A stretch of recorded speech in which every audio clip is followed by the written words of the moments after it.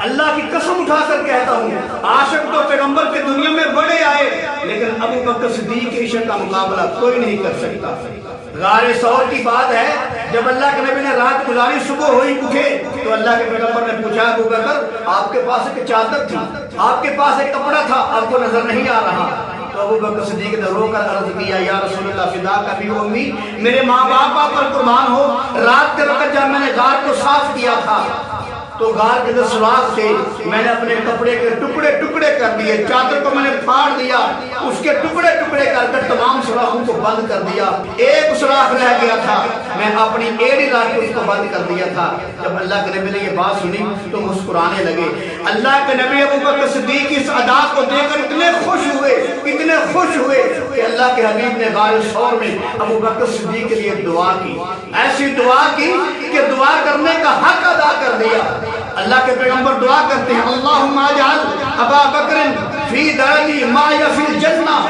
اللہ کے حبیب نے دعا کی، یا اللہ ابو بکر صدیق کو کل قیامت کے اندر جنت کے اندر میرے ساتھ درجہ عطا فرما۔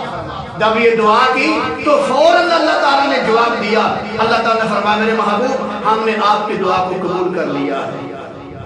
تو قبول کیا کیا ہے کہ جنت کے اندر آپ کے ساتھ ابو بکر صدیق کا درجہ ہوگا۔ تو میرے عزیز بھائی، یہی وہ ابو بکر صدیق ہیں جن کے بارے میں اللہ کے پیغمبر نے فرمایا تھا اپنے آخری وقت میں، فرمایا تھا میں نے سب کے قرضے ادا کر دیے ہیں، میں نے سارے لوگوں کے قرضے ادا کر دیے ہیں، ابو بکر کا میں نے قرضہ ادا نہیں کر سکتا، میں ابو بکر کا مقروض ہوں، ابو بکر کا قرضہ کل قیامت کو میرا اللہ ادا کرے گا۔ یہی وہ ابو بکر صدیق ہیں جن کے بارے میں اللہ کے پیغمبر نے فرمایا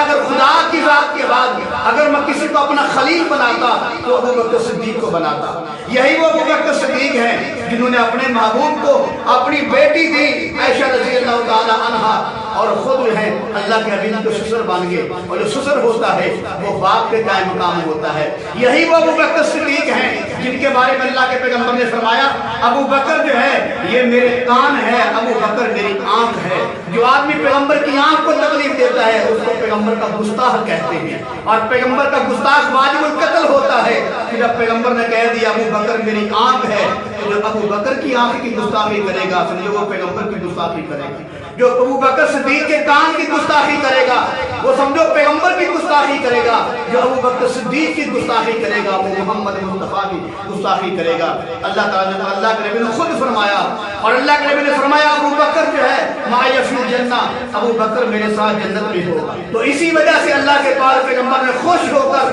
غار ثور کے اندر یہ دعا کی، اے اللہ میں تجھ سے دعا کرتا ہوں کہ جنت کے اندر ابو بکر صدیق کو میرے ساتھ درجہ عطا فرما۔ تو اللہ تعالیٰ نے فرمایا، میرے محبوب ہم نے آپ کی دعا کو قبول کر لیا ہے، جنت کے اندر ابو بکر کا مقام جو ہے محمد مصطفیٰ کے ساتھ